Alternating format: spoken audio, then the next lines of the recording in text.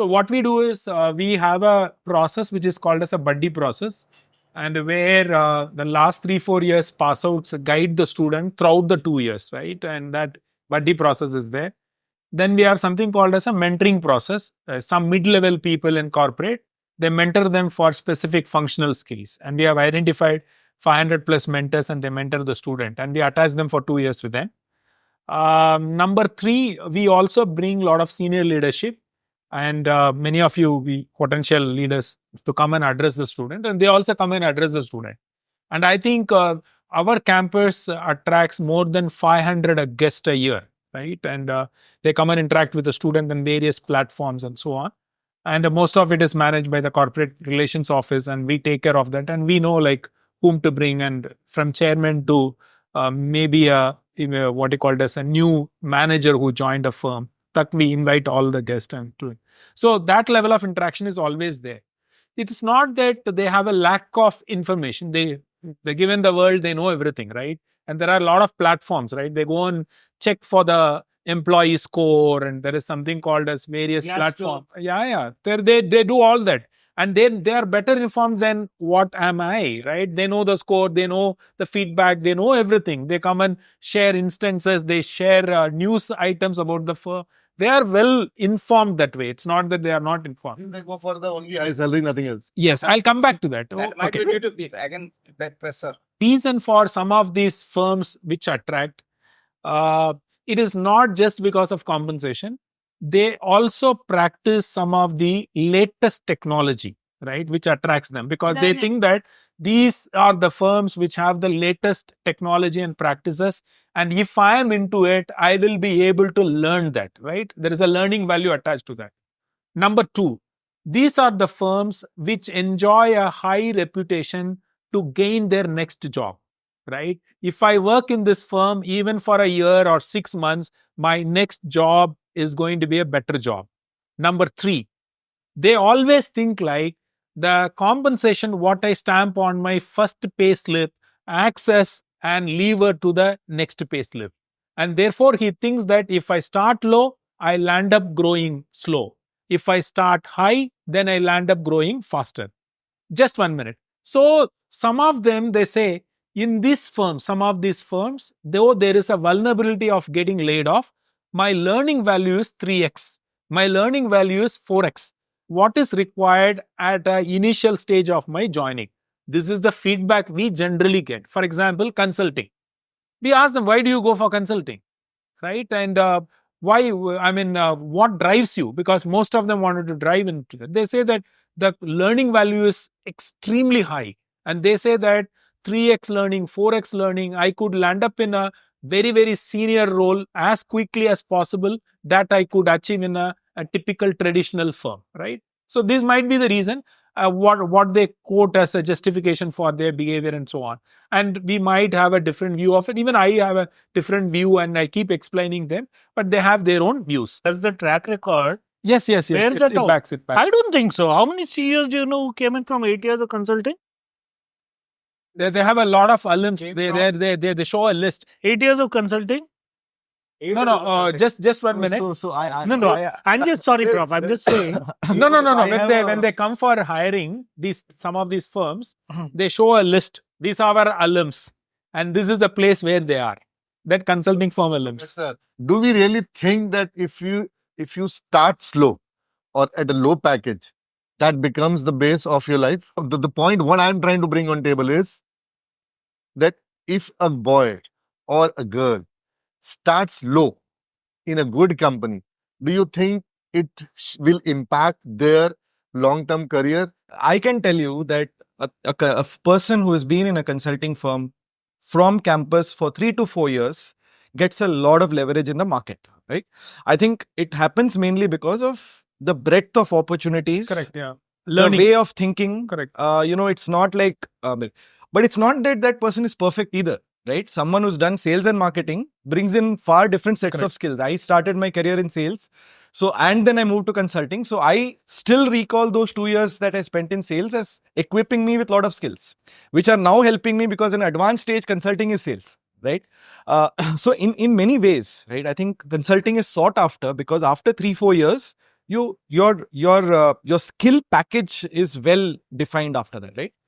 But having said that, I think it is not a measure of future CEOs and all. I think it's probably this one. I think at that time a campus student is not necessarily thinking of it that way, right? He's not saying that, okay, if I get into consulting, मैं 10 साल में I will become this or whatever. That person is just looking at the next 4-5 years. So in many ways, if the organization is juggling between midterm and long term, that student is also juggling between short and midterm, right? It's not just the organizations are thinking that way. So in many ways, I think the point here is that But as senior leaders, don't you think consulting is something which comes from experience? it And these guys might require a theoretical knowledge more. Make one point and shift the topic, right? So you said that it comes out of experience, consulting. What is concern? No, just I'll Whom do you consult? the average age of employees in consulting firm is the lowest, right? And there is a very large tech and strategy consulting firm. They came and hired from us, and they don't want anybody beyond this age. I asked why. He said that currently we are with an average age of 29. We wanted to go to 26. So therefore, longer experience, older being, creating more knowledge is not gelling with this idea what they brought. that Right? person is not talking to CXOs directly, right? The person that is I'm talking to CXO. no. The person who's getting hired, the younger person, he's part of a larger team. I understand. See, I'm okay with all these changes which is coming, and students are equipped. They are aware of it. Only first time it becomes a shock. Thereafter, they are also used to it and they are well prepared for it. But what do we supposed to teach them? For example, if companies make instant decisions, and some of these decisions are very significant, we have been trained to teach about managing strategies. We have been trained to teach about how do you look at something in 3 years time, 5 years time, 15 years time. And when I explain a similar stuff in the class, he stands up and says, "Arey, what was relevant yesterday, it is no more relevant here." Yeah. Right? Tum kya baat kar raha hai, right? And this technology has absolutely disrupted everything. And he says that, boss, your job is not safe now. My job is not safe. And he says that I can get better stuff outside than what you speak in the class. Right? And a typical avatar can teach a better course than what you teach. Right? And there is wide content available. And I can transcript a better text than what you give for my reading. Right?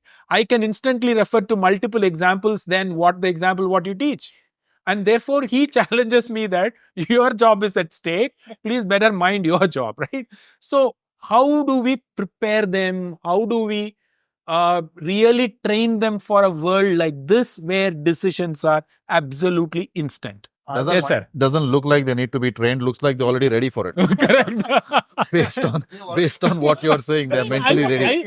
I would argue that if somebody would have that argument with me, I would say, okay, tell me. Engage with that thought which says, and every time that somebody comes to me and says something is finished, I say, why? How? And you'll be very surprised. In 3 lines, you get to the broad inherent contradiction of that, because eventually they're going by what is news. And if, unfortunately, we live in a world where if you say something 15 times, the amplification around it will make it true. But I always ask that question. For instance, I have partners who come to me, technology partners who come to me and say, don't buy this, you're dead in 3 years. And I'm always like, nahi bata yaar, matlab, let's see what you're talking about. And if you're right, I'll buy it now. I call one of my finance guys and says, you start typing up the PO. But while you're doing that, let me understand your thought process as to what this is. So, to the point, I can go out and do this. Okay, I think, the problem is because our attention spans are so short, we don't push that discussion to its logical extreme, which is, first, let's talk. Let's talk about why somebody from a lower placed institute can't do the same thing and outcompete the hell out of you today. Because this company isn't showing up at his placement. That's why I'm teaching you. I don't want to sound very sanctimonious about it. It's not an easy discussion. I'm sure half the points will come back unfavorably to you in this kind of discussion. But I think the challenge is really that we don't discuss it. Even in a boardroom, when my boss comes and says, "Ye sab kar rahe hain," my first question always is, "कौन कर रहा है? Yeah. कहाँ कर रहा है? कितने में कर रहा है? नहीं नहीं 3 महीने में फैक्ट्री पुटअप किया है." अरे boss, the laws of physics, the last time I checked, the speed of light is still 3 into 10 to the power of 8 only. It hasn't This changed. point about instant decisions. Hmm. I'd like to have a couple of examples if anybody has or if you have. Hmm. Which company has made some big time, major, instant decisions that a world needs to prepare for? I've not seen any of this. I've been working 29 years in different companies across the world, 5 continents, 3 American companies, including GE. I have not seen this. And I don't see it today either. In any industry, whatever. You can talk fintech, you can talk media, you can talk, whatever you want. I think there's a lot of hype here, Professor. And I think somewhere the kids, I mean, I've got 2 kids. One is 25 and one is 20. The 25 thinks they know more than me. And the 20 says, by next year, I'll know more than you. Yeah. It's a difficult discussion sitting and talking to these kids because, we used to respect age. For them, age is meaningless. It means nothing. For them, books are meaningless. Now, after ChatGPT, everything is meaningless because ChatGPT's got all the answers. And it's not just ChatGPT, that's one app, right? There are 20 like that now from every major company. I think somewhere, particularly institutes like you, because you have that captive audience, right? No, I mean, you have 2, we have 600. no, I know. but for me, they are my kids. I can debate to a point. For you, they are your students. Correct. I think somewhere this hype has to be addressed. Right. And some rationale and sense has to be brought into this whole discussion because it's going out of control. Correct. And somewhere we lose the fundamentals of things if everyone believes that, someone's telling you your job is replaceable. I'm not sure. I think there are a lot of enablers. Technology is going to bring a lot of enablers to make you more powerful in your job. Are you replaceable? I'm not sure we've got there yet. So I think, frankly, this needs to be delved into. But to be able to debate with them, you need to know this well enough yourself. Correct. If you don't, then you won't be able to answer these questions. They will take it. So I think the start point is that. We need to equip ourselves to be able to deal with this, whatever you want to call it, millennials, Gen Z. Now there's Gen Alpha, which is even more scary. Correct. No, Gen Alpha, That's scary. 2010 to 2020. Yeah, it's only growing, the cult. No. I was seconding you only. I think, if that guy or a student who's telling you this, if he knows everything, first of all, why the hell is he in the college? Okay, he should have saved his dad's money, right? Point number 1. Point number 2, if Google and ChatGPT had all the answers, we all are irrelevant. No, it's our generation, or let's say generation, younger to us, they have this duty. I'll tell you insignificant thing right now, but we all see it in our families and hotels every day. They have to do some hard work to put this thing right in these brains of these kids that everything is not as of Blinkit, right? Mothers are not willing to take care of their kids and the dads. Give them the phone. They are happy. Absolutely. The generation is screwed up because our generation didn't do that. So these guys who want everything in 8 minutes, it's not Maggie. The world is not Maggie. You guys need to tell them they have to go through that process and to that grind to get successful. Otherwise, it's so easy. We all would have been billionaire, bought Bitcoins 20 years back, right?